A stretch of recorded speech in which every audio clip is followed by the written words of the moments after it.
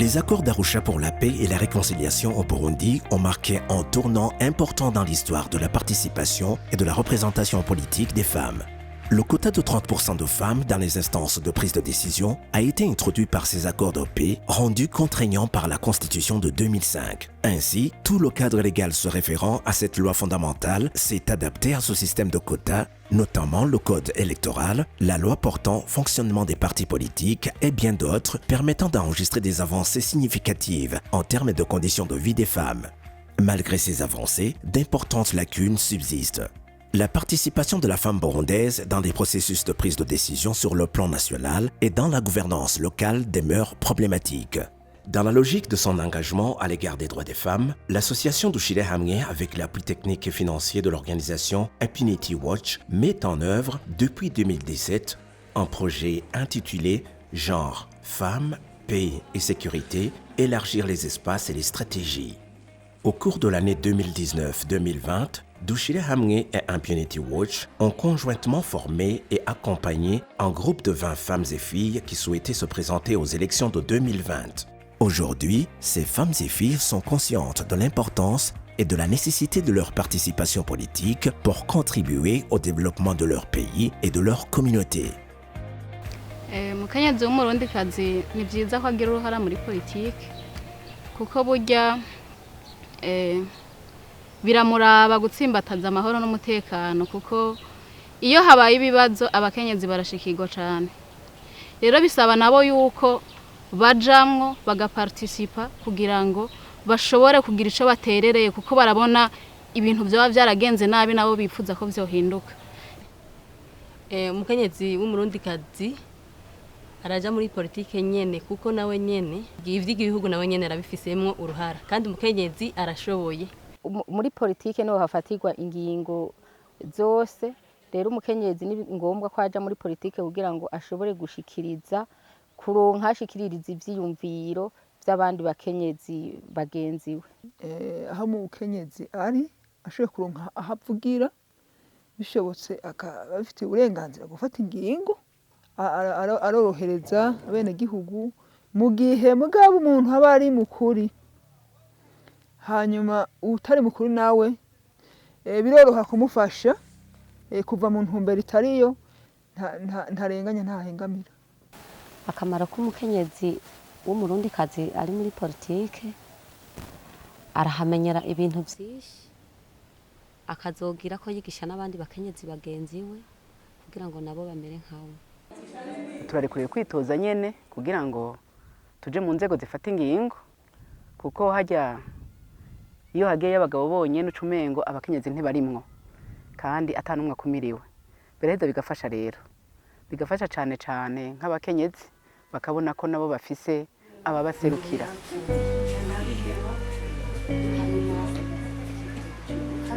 Beaucoup d'obstacles entravent encore la participation politique de la femme burundaise. Ces entraves sont plus liées aux normes socio-culturelles qui régissent le système social et même politique et économique. Nonobstant, elle parvient tout de même à poursuivre son engagement.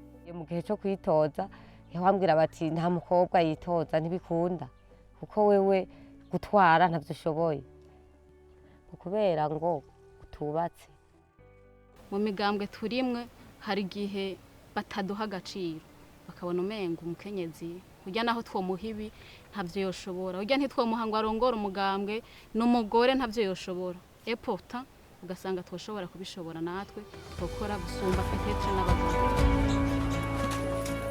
Bavuga ngo ni maboko igihumbi muhira ibyo dukora abakenyezi ntavyo twoshobora kuvuga mbwa nka bimwe urashobora kuvyuka ugacana umucanwa ugakubura mu nzu ukarondera icayi byo mu gatondo mugenda mufunguye uramugenda mwitongo twebwe ino hariho ivyatsi vyananiranye muri izo ngano gabasha utabiranduye nta rugano narumuhasanga tubwirizwa kubikurikiranira ku munsi ku munsi.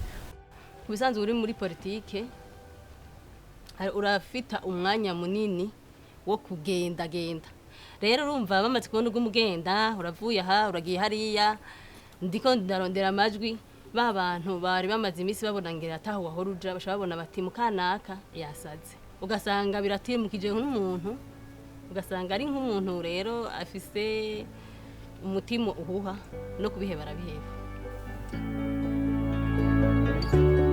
Le projet Genre Femmes, Paix et Sécurité, élargir les espaces et les stratégies, a entrepris une approche multidimensionnelle.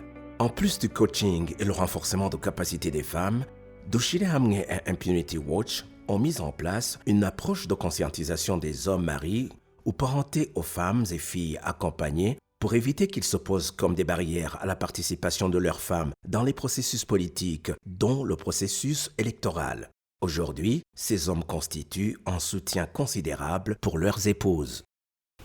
maze kumenya ibyo agiye gukora bishobora kuba ari ibikorwa by'akazi kacu ka misi yose cyangwa ari ibikorwa bya politiki nanjye ndashobora guca mfata responsabilité nkaraba les priorités z'uwo munsi mu rugo ibikuru bikuru nkunda guca nkora ni ugukurikirana yuko ubwa mbere abana bagiye ku ishuri ku mwanya cyangwa bavuye ku ishuri atangorane bagira zo kubaho nkaraba niba ari uryama ko yajyamye hanyuma hakwirihana n'umukozi mu gikoni ko ariko avyifatamwe neza hari ubishobora gusanga dufise umukozi hari ibintu bimwe ataramenyera icyo gihe ndashobora guca mfata role nkavyikorera. Umaze kuja rero muri politike so kuvuga ngo tuhebe ivyo muhira canke ngo ivyawe bica bipfa uragira programme kubisanzwe uzi iyo uja urazinduka gukora ibikorwa nkana zindutse nziko ni sayini ndafise inama y'umugambwe ndavyuka 12 nkora ivyo nkora nkatunganya hama nkagenda.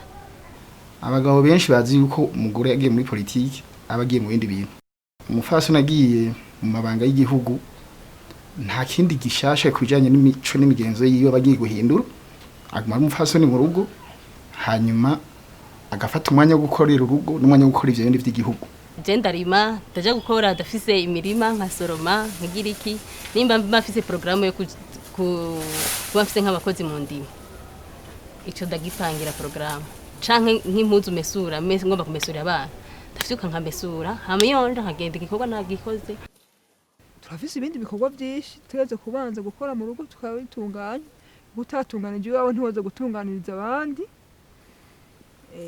mugabo mu gihe muba muvyumva kumwe n'umushinga ntayi wawe ivyo bikorwa murabisangira hanyuma bikagenda neza. La volonté de la femme à œuvrer pour un développement durable est une réalité au Burundi. Les femmes détiennent des potentiels et un engagement ferme à mettre au profit de leur communauté et cela se manifeste à travers des initiatives qu'elles entreprennent au sein de leur communauté. Mukeshimana Jeanne aho bamariye kumugomwa kugira ngo amushire imbere mu basha kurongora umutumba yaje ngaha utwara hari abagabo gusa bahora bahatwara kandi hari ibintu byagiye bibananira we yashoboye gushobora nk'akarorero ibarabara riza ngaha nyene ku ikomine ryari ryabaye ribi cyane ryari barabara rigeze ahantu habi nta ambulance yatora urwaye ngushike nta moto yaza ngushike ngaha ntawo turako yaza ngushike ngaha kandi tuyifise ari imwe twe dufite imodoka imwe nuvuga ya leta ishika ngaha. Hari ivyo nshobora gukora n'ivyo ntashobora tuvuga ari nk'umukenyezi yakubiswe canke yafashwe ku nguvu ikibazo ico nkuru bwa mbere canda mujana muri brigade mu mategeko bakabiraba ibimenyetso bikihari gacanda mujana kwa muganga ari nko bashobashuje ku nguvu wewe dushatumujana muri centre Seruka hari naho n'amahera yitikaritwe twisopa nk'abakenyezi nk'imboneza turisopa nyene kuko nitwemera ko umuntu apfa kubera amahera kubera uburyo bw'amafaranga tubishoboye. Nanje ico nshobora gufasha abandi bakenyezi aho dushobora guhurira mu mashira hamwe aho dushobora guhurira hanaha ndagerageza kubereka ingene botegerezwa kwifata kugira ngo nabo ntibagume muri vya bindi bagenzi banje ndashobora no kumuhitana atahora aja mu nama nkamubwira nti ingo tugende twumva ivyo bavugiraho natwe niho twuguruka mu mutwe niho dushobora kumenya tuti ibi nivyo bigezweho reka dukora ukuntu. La sensibilisation doit surtout toucher les organes dirigeants des partis politiques pour qu'ils ouvrent l'arène politique aux femmes. Ces dernières doivent aussi fixer un agenda commun concerté, s'investir et revendiquer le rôle du premier plan pour défendre des idées fortes et novatrices et porter loin le message des autres femmes. Umugambi wa mbere fise n'uguteza imbere umukenyezi kabarosa n'inyigisho nyinshi bakabona nabo ko bafise uburenganzira bumwe n'abashinga ntahe. Abakenyezi kenshi barahimirijwe kuja mu mashira hamwe kugira ngo bashobore kwisununura ko twarabonye ko akenshi abakenyezi mu ntambamye bagira kubura uburyo nabyo birimo kuja muri politike birasaba uburyo umugambwe arashaka kubwira terera amafaranga ya naya twubaka ingoro y'umugambwe terera amafaranga ya naya dukora ibi nibi umukenyezi adafise ahakora adafise ico yikora kugasanga biriko biramugora ndipfuza yuko abakenyezi twobigisha amashirahamwe asanzwe hari nivyo ariko bakigisha ingene batunganya amashirahamwe ingene batunganya imigambi kugira ngo bashobore kwiteza imbere nabo bashobore kuronka mikoro nkuko naye sanzwe ndabigira nzobandanya shira inyungu imbere z'abakenyezi hama kandi ibindi migambi nzogira nzobandanya gufasha abakenyezi kugira ngo bashobore kuja mu mashira hamwe no kuja mu migambi y'iterambere kugira ngo bashobore kuronka igishobora kubasununura. La participation des femmes en politique demeure un enjeu important pour le Burundi qui doit veiller au strict respect du cadre légal en ce qui concerne la représentativité de la femme aux divers échelons du pays. En dépit de cette situation, les femmes et filles burundaises nourrissent des rêves et de l'espoir pour un Burundi meilleur.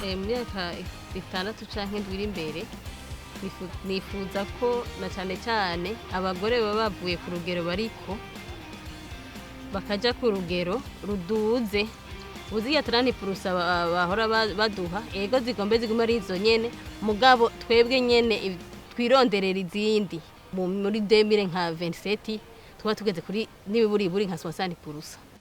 Je nifuza ko Burundi bwoba bumeze neza cyane cyane nko mu myaka indwi iri imbere mu nzego zizoba zihari umukenyezi azoba ari nk'uwa mbere. Nifuza yuko abafasoni boba baravuye mwaya mico n'imigenzi bagakerebuka bakerevuka gusumba uko turubu kuko urabona tuguma tubandanya n'aya mashiramwe nako aguma twigisha ati nyabuna abakenyezi ni bagahaguruke batere baje imbere bakora ibikorwa by'iterambere. Igihugu cyacu cy'u Burundi nakare cyari ciza mugabo turifuza ko bwoba bufise ubwo bandanya bugira ishusho nziza no gusumba uko byari na cyane cyane twifuza amahoro n'umutekano nabyo mu kubironka byoya bituraba twese umwe wese abigiramo uruhare. Uburundi nifuza kubona mu myaka indwi n'Uburundi burimo abene gihugu batekanye Uburundi burimo abene gihugu baronka ibyo bafungura bikwiye Uburundi burimo abene gihugu abana bashobora kwiga kandi bakiga amashuri maremare bikwiye Uburundi abene gihugu bashobora kwivuza biboroheye hari abantu usanga ava nko ku birometero bingaha aja kwivuza ahantu kure. Nifuza kubona ari Burundi butekanye kandi buteye imbere kandi abantu bafatanye mu nda ibyabaye muri kahise simvuze ngo tubyibagira ariko bitume dutegura kazoza bibi ntibizosubira ariko byiza twakoze bigume bibandanya gutera imbere.